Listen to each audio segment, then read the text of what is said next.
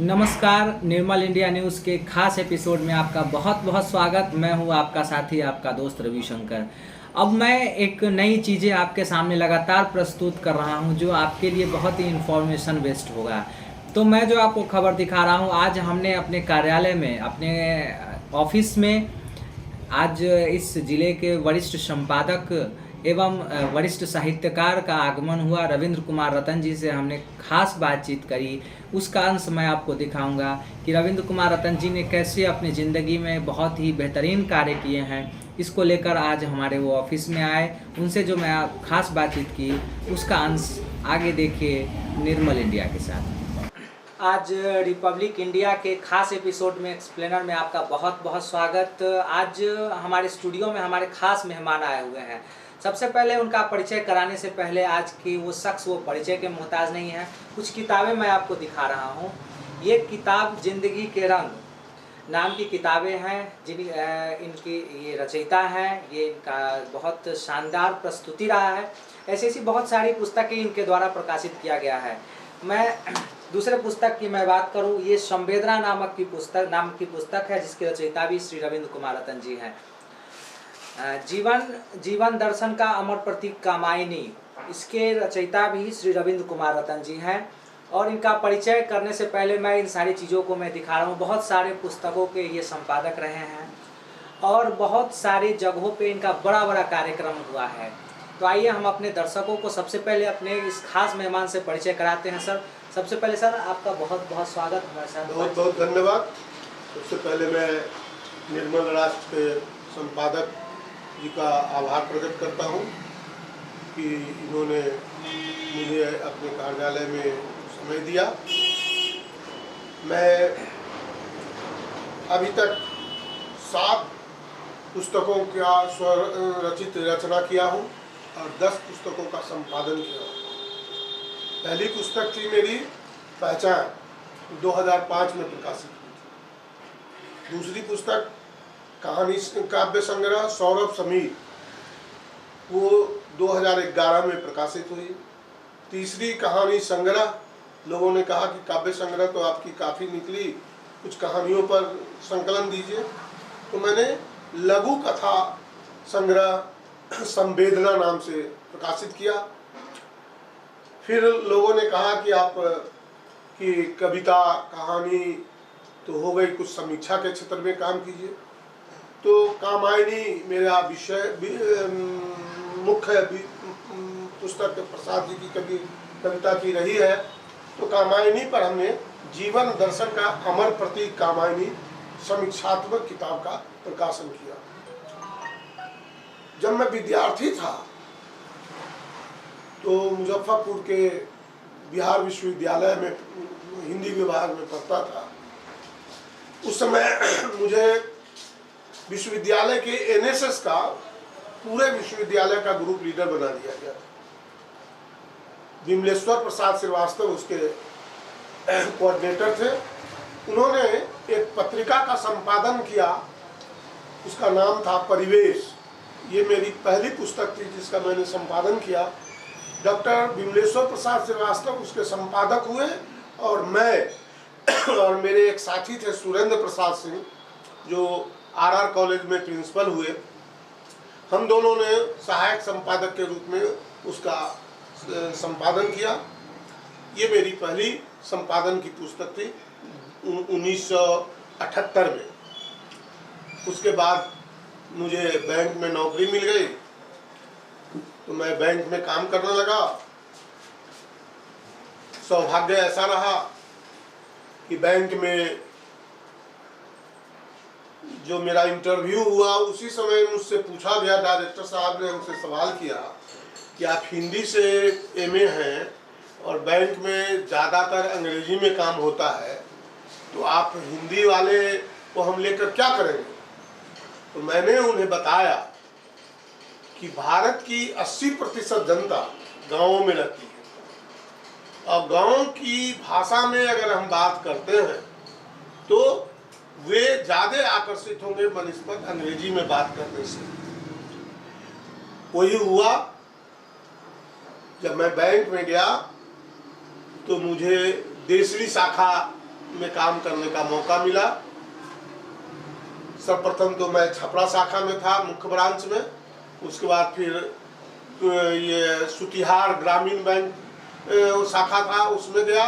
और मेरे पिताजी का देहांत 1981 में हो गया, तो इस ग्राउंड पर मुझे अपने घर पर के निकट सहदेव बुजुर्ग के बगल में देसरी ब्रांच था, उसमें पदस्थापित किया गया।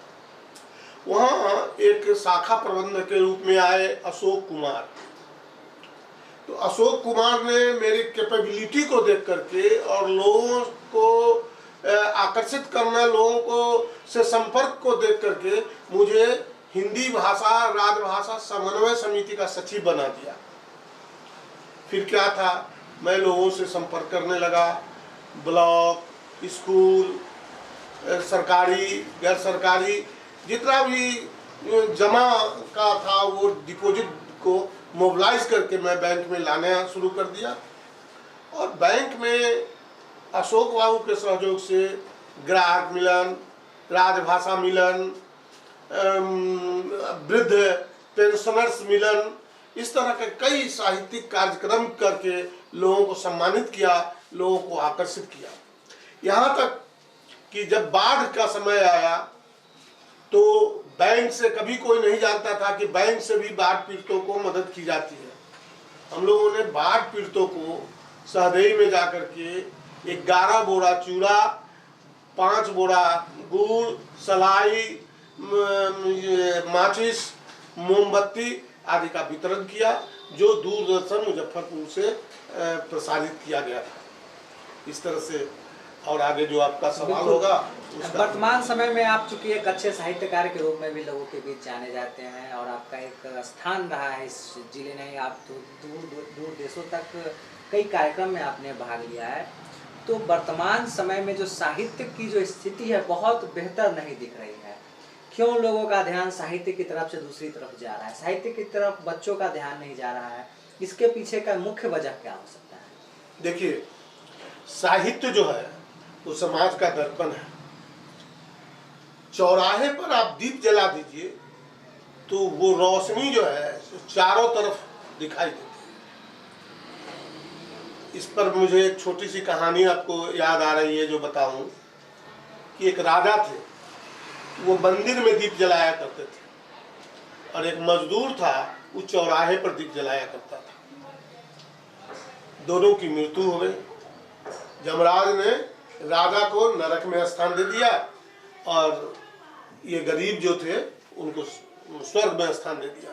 तो राजा दौड़े दौड़े गए जमराज जी के पास कि सर, मैं तो मंदिर में दीप जलाया, सब काम किया, मुझे नरक में मिल गया और उनको आप जो है सो कुछ नहीं किए तो स्वर्ग दिए। तो इनके नहीं समझते हैं। आप राजा थे इसलिए आपको अभिमान था कि हम सड़क पर कैसे जाएं, चौराहे पर कैसे जाएं, तो आप मंदिर में दीप जलाए, जिससे सिर्फ भगवान को ही रोशनी मिलती थी। और भगवान तो मंदिर में रहते नहीं है, वो तो विचरण करते रहते हैं। और वो बेचारा चौराहे पर दीप जलाया, जिसका चारों तरफ प्रकाश फैला और चारों तरफ अंधकार दूर हुआ, चारों तरफ लोग जो है उससे लाभान्वित हुए, इसलिए उसको जो है स्वर्ग मिला। तो साहित्य यही है। साहित्य जो है जो समाज का दर्पण है। समाज में क्या गुजर रहा है, समाज में क्या हो रहा है, उसकी सही सही छाप जो है सो साहित्य में मिलता है। साहित्य में बड़े बड़े विद्वान ने कहा है कि कलम में और साहित्य में वो ताकत है जो तोप, तलवार और बम के गोले में नहीं है। तो साहित्य में यथार्थ और आदर्श दोनों समाहित होते हैं। आज क्या हुआ है कि साहित्यकार गुटबाजी में बदल गए, बच गए हैं। जातिगत साहित्यकार, धार्मिक साहित्यकार, साहित्य को कमेटी बनाने के पहले लोग सोचने लगते हैं कि हम किस जाति के हैं और हम किस किस जाति के लोगों को रखें। कोई आयोजन करते हैं तो उसमें सोचते हैं कि हम किस धर्म के लोगों को रखें, कौन धर्म के लोग हिंदुस्तान के लिए सही है, कौन धर्म हिंदुस्तान के लिए सही। तो इससे देश बट रहा है। हिंदू, मुस्लिम, सिख, ईसाई आपस में सब भाई भाई, किसी बिंदु पर नहीं करे कभी लड़ाई। ऐसा शासन होना चाहिए, ऐसा देश होना चाहिए। हमारा हिंदुस्तान जो है वह एक बगीचा है। बगीचा में जैसे हम तरह तरह के फूल लगाते हैं, वैसे ही जब हिंदुस्तान का निर्माण हुआ था तो इसमें तरह तरह के पुष्प रूपी जाति, पुष्प रूपी धर्म के लोग का जगह मिला और हर जाति को, हर वर्ग के लोगों को, हर धर्म के लोगों को खिलने का, फूलने का, फलने का मौका मिलना चाहिए। इसमें कोताही बरती जा रही है। आज साहित्य की मांग है कि साहित्य में, समाज में जाति धर्म से ऊपर उठ करके, क्षेत्रीयता से ऊपर उठ करके हम अखंड भारत बनाने, विश्व शांति कायम करने के फेरे में आगे आवें और उसमें सबका सहयोग लें, सबका सहयोग लें, सबका विकास और सबको प्रकाश मिले, ऐसा साहित्य कायम करना है। बिल्कुल। तो जो साहित्यकारों की जो भूमिका रही है वर्तमान समय में, बहुत ही बेहतर नहीं कहा जा सकता है क्योंकि वर्तमान के परिचय में, तो क्या लगता है उनके लिए आपका क्या संदेश होगा, जो कि अभी नए नए हैं, नए युवाओं के लिए क्या संदेश होगा? वो अब धीरे धीरे किताबों से दूर होते चले जा रहे हैं। अच्छी किताबें कहा जाता है, एक समय में किताब ही उनके मित्र हुआ करते थे, लेकिन आज के जो परिप्रेक्ष्य में है, अगर मैं सोशल मीडिया की मैं बात करूँ, सोशल मीडिया पे बहुत ज़्यादा लोग, अगर हम साहित्यकारों की चीज़ों को डालते हैं तो बहुत ज़्यादा लोग उसे पसंद नहीं कर पा रहे। क्या आखिर में क्या होते जा रहा है इस बदलते समाज में? आखिर इसमें क्या, कौन से बदलाव आपको दिख रहा है? देखिए, आपने बहुत ही सटीक और अच्छी बातें कही। आपका प्रश्न बहुत ही सारगर्भित और समयानुकूल है। देश में जो विकास हो रहा है, उस विकास का प्रभाव समाज में सकारात्मक और नकारात्मक दोनों हो रहा है। आज समाज से चिट्ठी लिखना समाप्त प्राय है। सब मोबाइल से, लोग रिक्शा कूलर है, सब्जी बेचने वाला है, वो सब जो है सो चिट्ठी पत्री न लिख करके मोबाइल से अपना काम करता है। और साहित्यकार जो होता था वो बड़ी बड़ी मोटी मोटी डायरियाँ रखते थे, मोटे मोटे कॉपी रखते थे, उसमें अपना आलेख, कविता, कहानी लिखते थे। वो सब सिमट करके आ गया मोबाइल में, और जहाँ भी बुलाइए कवि को, वो अपना मोबाइल खोल देंगे और देख करके पढ़ देंगे। तो किसी भी क्षेत्र में जो विकास हो, जैसे किसी आदमी में गुण और अवगुण दोनों है, इंसानियत और हैवानियत दोनों है, तो हमारा फर्ज बनता है कि उनकी हैवानियत को न देखें, इंसानियत को देखें, उनके अवगुण को न देखें, गुण को देखें और उसे ही अपने जीवन में अपनाएं। तभी स्वस्थ, सुखी और सुदृढ़ साहित्य समाज को हम दे सकते हैं। बिल्कुल। तो बहुत बहुत धन्यवाद, आपने बहुत अच्छी बातें लोगों को बताई। मैं चाहूँगा कि आप बराबर इस एपिसोड को चलाते रहें। और आखिर में आपका जो पारिवारिक परिचय है, पारिवारिक परिचय क्या कुछ रहा है और क्या बैकग्राउंड रहा है, इसके बारे में भी हमारे दर्शकों को बताएं। देखिए, मेरे पिताजी स्वतंत्रता सेनानी थे। 42 के आंदोलन में हजारीबाग सेंट्रल जेल में वे जयप्रकाश जी के साथ बंद थे, और उसी समय वो महनार से ज्योतिर्मयी पत्रिका निकालते थे। उस पत्रिका, वो हस्तलिखित पत्रिका उस समय हुआ करती थी, तो उसका भी प्रभाव हम पर पड़ा। और समाज का बहुत ही गहरा अध्ययन हमने किया, तो समाज में आदमी में आज विष भर गया है। आप ट्रेन से सफर कीजिए, बस से सफर कीजिए, फ्लाइट से सफर कीजिए, आपको एक भय बना रहेगा कि हमारे अगल और बगल में बैठने वाला आदमी किस जाति का है, किस धर्म का है, हम क्या बोले जिसका उस पर प्रभाव न पड़े या वो दुखित नहीं हो। तो ये जो है समाज को कलुषित करता है जा रहा है। इस पर हम 2 लाइन समाज को संदेश देंगे कि आदमी में विष इतना भर गया है, आदमी में विष इतना भर गया है कि विषधरों का वंश भी अब डर गया है। एक दिन सुनोगे चौराहे पर, आदमी के काटने से सांप कोई मर गया है। तो समाज में जो ये विष वमन है, इसको कौन दूर करेगा? व्यापारी या सिनेमा वाला? इसको दूर करेगा साहित्यकार, क्योंकि साहित्य समाज का दर्पण होता है और साहित्य में वो ताकत है जो हमने पहले भी कहा कि तोप तलवार और बम के गोले में नहीं है। जब आज़ादी की लड़ाई चल रही थी, भगत सिंह बम और बारूद छोड़ रहे थे, उस समय प्रेमचंद जी की कलम आग उगल रही थी। तो हम लोगों को प्रेमचंद जी से, प्रसाद जी से, रामधारी सिंह दिनकर जी से शिक्षा लेनी चाहिए। उनके जीवन से हमें आदर्श अपनाना चाहिए अपने जीवन में कि उन लोगों ने समाज के लिए क्या किया और आज हम लोग क्या कर रहे हैं। तो उनके बताए मार्ग पर चलना चाहिए और सकारात्मक साहित्य का निर्माण होना चाहिए। सकारात्मक साहित्य ही समाज को सही दिशा दे सकती है। इसलिए जाति, धर्म, क्षेत्रवाद से ऊपर उठ करके हिंदी को आगे बढ़ाइए। और चूंकि यह हाजीपुर का क्षेत्र है, संयोग से आपका यह निर्बल राष्ट्र जो है सो हाजीपुर से ये निकलती है पत्रिका, तो हम आपसे आग्रह करेंगे और आपके माध्यम से समाज को भी हम कहेंगे कि हम लोग बज्जिकांचल के लोग हैं।